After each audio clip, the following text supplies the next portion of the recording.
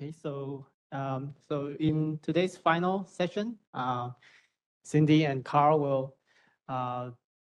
recap what we have learned in this workshop, and also give some final remarks how we can move forward to improve AI safety.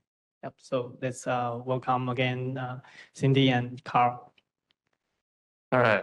Well, once again, as the last session, I want to start by just thanking everyone for coming and thanking our amazing hosts, the National Taiwan University and the AI Center of Excellence, and for all that you've done in making this a very fruitful event for us. I think a learning experience for everyone involved.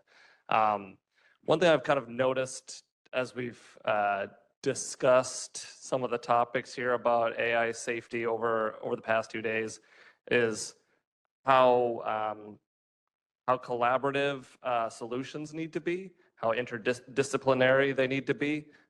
We talked about how you need to bring subject matter experts in to really create benchmarks and ask the right questions to LLMs. You need the data scientists to be able to get out the right response and format it correctly, and then statisticians to quantify the results. But it really goes beyond that. There were questions about how do you actually measure intent, and while that is a hard thing to measure, we also have evidence of this in just our own human worlds. How do you measure intent in a judicial system? Maybe you can never prove with 100% certainty the intent of someone who's accused of doing some malicious activity, but you can build up evidence and build up a case to kind of describe why you think it's likely. And the more evidence that you build, the more likely that we believe the intent to be true. That's, that's kind of our standard judicial process. We also talked about, the ambiguity of giving scores, especially when you're using LLMs as a judge and you're getting these Likert scale scores that are kind of subjective. Well, there's also literature there in psychology of how you would actually do that, how you make something that's kind of more human and subjective into something more measurable. So really, when you think about the problems in LLMs, it's almost more of a human problem. It's like we have to basically incorporate all of the challenges that we face in humanity in evaluating language models. So I think that was, really a good highlight of this workshop, and something that I've taken away from learning about some of the challenges that you all specifically here in Taiwan have to deal with in regards to your evaluations and your use of language models that maybe we in the US don't have to. But overall, I'd just say it's been an amazing event, and I will kick it over to Cindy. Yeah, so we prepared a few slides just to recap kind of where do we go from here, and highlight that AI safety, again, is not just done as the model is deployed or during deployment. It's actually performed throughout the life cycle. This is a slide that I started the presentations with, and I'll also kick off the final presentation just as a reminder. As Karl said, this is a collaborative problem that we all need to work on together. We can't do it alone. No one country can solve the issue of AI safety alone. Everyone brings a unique perspective. And, I hope that this workshop has highlighted a few ways in which we can start tackling AI safety together. Karl had a great analogy that he mentioned during or a great example that he mentioned. I would love it for you to share with the workshop, and then I can go into the life cycle. Yeah, absolutely. So what he was referring to was the way that we start to evaluate AI models and things that we've taken from other projects where we're creating our own AI models, and how that can kind of be incorporated in this space here. And even if it's, in more maybe academic sense, it still applies to industry and other components as well. And that it's not just an iterative approach where you need to evaluate models kind of continuously, but it's a top-down and then back-up approach, where first you really need to define the problem, and then you need to define the data and the metrics that you would use to actually measure that problem, and then you actually go and start building the model. And now whether you're building the model or if you're not actually building your own model, if you're not fine tuning it, leave aside even training a model from scratch, because who has the time for that? If you're actually just taking an existing model and attaching it to a RAG system or carefully prompting it to get out your response. But after that's done, then you basically go back up through the process where now you have the model. Now let's go back through our carefully curated data and evaluate it and get good performance metrics and get statistics to quantify the differences, and then bring it back to the real problem. It's really like the scientific process where now we actually say, has it actually solved my question? Does it meet the hypothesis that I originally wanted? Is it useful to the individuals, to the people who are going to be using it? And how are humans actually going to interact with that AI model after we've developed it? So having that thought process, that it's kind of a flow of activity between engaging with the problem and with the people all the way down to model development and back up is, I think, a useful analogy to how we evaluate AI risk in our models. Yeah, so we provide in this slide deck at each stage of the life cycle, AI safety actions can be taken, starting with how you define the problem and scope it. I really designed this to be a checklist for you as you look back on the workshop. If you start thinking about where are you at in the life cycle, here are some things that you need to think about. So who defines the why and what of the AI system? We talked a lot about this. Domain experts and subject matter experts should be engaged in defining the why and what of the AI system. You should engage with data scientists, AI, ML researchers, policy or ethic advisors, and stakeholders and sponsors. And some of the safety actions that can be taken is just ensuring objective alignment with human values, legal constraints, and potential societal impacts, especially in high stakes domains. Some questions that you can ask during this stage are, is this system even safe to build? Are the right people involved? And do we have a domain expert involved from every aspect that this project will cover? Moving on to the development and training phases, think about who builds and trains the system. This will typically be your ML engineers, your AI ML researchers, data engineers, including labeling teams, annotation specialists, software engineers for how you're going to deploy or create the infrastructure and deployment pipelines, and your UX designers for the human in the loop systems to ensure users can engage properly and have a nice experience.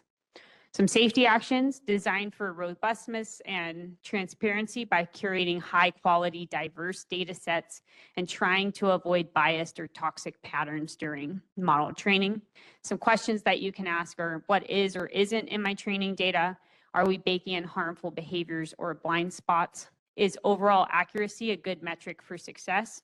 As we discussed in this workshop, probably not, right? We should be including other metrics for success. How does my tool impact all stakeholders? And are we considering appropriate safety mechanisms during training? Moving on to pre-deployment evaluation. Who's going to test the system before it launches? This could be red teamers and adversarial testers, should definitely include security auditors, fairness and robustness auditors, QA engineers, evaluation scientists, these are your SMEs, and regulatory and compliance experts. Some of the safety actions that we discussed, red teaming, stress testing, and adversarial evaluation to uncover failure modes and security vulnerabilities. Some questions that you can ask are, what could go wrong during edge cases, under pressure or attack? How are we measuring the performance of the system? And are we involving enough people in the evaluations to get a good handle on risk? To recap benchmarking, again, benchmarks are essential. You should include diverse evaluation approaches. Metrics and consistency matter. You should avoid common pitfalls that we talked about, such as data contamination, overfitting, and over-reliance on benchmark scores. You should perform continuous evaluation and evaluate the future directions that are dynamic, interactive, and human-in-the-loop evaluations. Some red teaming recaps. Red teaming, again, is a critical function. You can use manual versus automated approaches, and you should do a combination of the two for robust risk assessment. Diverse threat models, you should consider or address a range of attack types, including prompt engineering, indirect injection, data inversion, and training time attacks. Planning really matters, so defining clear objectives. This is something that Lauren talked a lot about today and had a great way of thinking about this. Defining the objectives, how you're going to measure the threat models, what the success criteria is before red teaming, and documenting and acting on findings. Doing continuous defense, so it should be iterative and ongoing, evolving alongside the capabilities and threat landscapes. Leverage different tools and collaborate with others for effective scalable red teaming. And then maybe consider developing automated defenses in response to red team findings. This is a lot of the work that Brian Bartholdson covered earlier today too. One thing that I'll mention is there is, and Andy talked about it in his talk, there is an international network of AI safety institutes. They do a lot of pre-deployment red teaming and create system cards along with the AI model developers. If you're not already tapped into these, talk with the AICoE and how to get tapped into these, because these are a great resource for pre-deployment red teaming results of typically frontier and foundation level models. During deployment and monitoring, we can think about who's going to ship, observe, and update the system. There should be your DevOps and MLOps engineers, monitoring and reliability engineers, some incident response team, and platform engineers. You should implement runtime safeguards. We talked a lot about that today, and establish real-time monitoring and rollback mechanisms. Some questions to ask are we catching unsafe outputs or behaviors as they happen? And what do we do once we find unsafe behaviors? And finally, after deployment and monitoring your users and providing feedback. Think about who uses the system and provides real-world signals.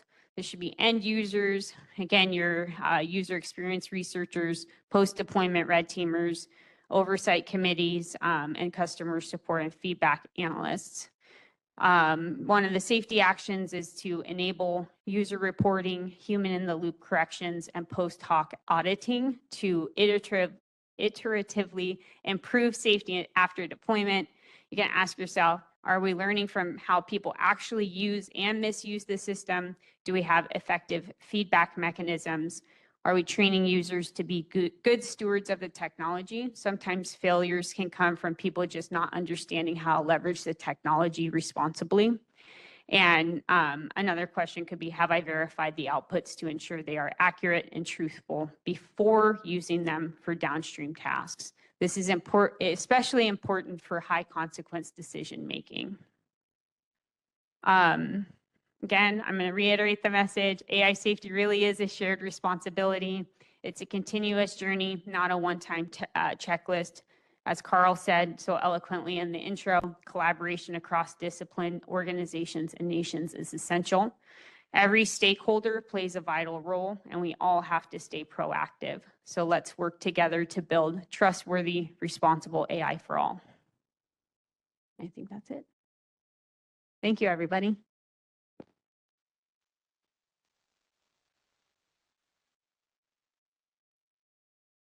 Does anyone have any final questions to Cindy and Karl?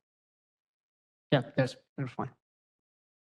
So it's really not my question. I'm translating the question from a really curious gentleman here who has a really cool proposal. So here goes. Should AI companies such as OpenAI and Anthropic be held accountable for developing a fund that can do two things? One, to compensate for people who have actually been harmed by AI misuses. And two, for other companies, users of AIs, to train and develop their own mechanisms to prevent such risks. Well, I'm certainly not going to speak on the behalf of OpenAI or Anthropic. However, I mean, I do think that of course, they have some responsibility in this. I think we all do. All of us that develop AI and use AI have responsibility, and that's kind of part of the message here today. Whether they're willing to set aside a fund to help mitigate this, I know that there are certain portions within those organizations that have already focused on some of this, on understanding the harm of AI, on understanding the societal impact. So I know that they already do have at least some amount of investment in this, but I cannot obviously speak on how much.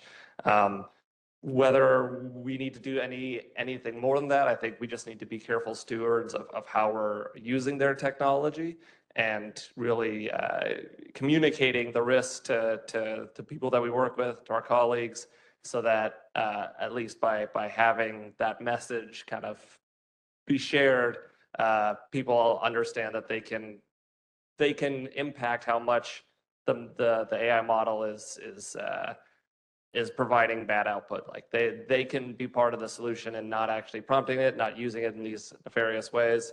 And for those of us that are focused on trying to find mitigation approaches, we can at the very least recommend those to those AI developers. And I am sure that if we develop solutions that they'd be more than happy to use them. So that's kind of been our strategy. Any more questions?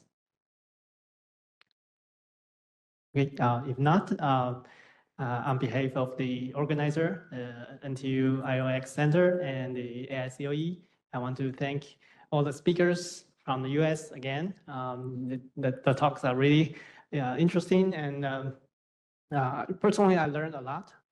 I can reuse or use some of the ideas added to my own course. Yeah, and I hope you also learn a lot. Thank all the audience. You make this workshop great. And yeah, too bad you cannot. Some of you may not have time to explore Taiwan, but hopefully you'll get some time to explore Taiwan tonight. Maybe go to night market. We end a little bit earlier, so you have more time for that. Yeah. So this will conclude this Advanced AI Safety Forum, and thank you all again. Yeah. Thank you.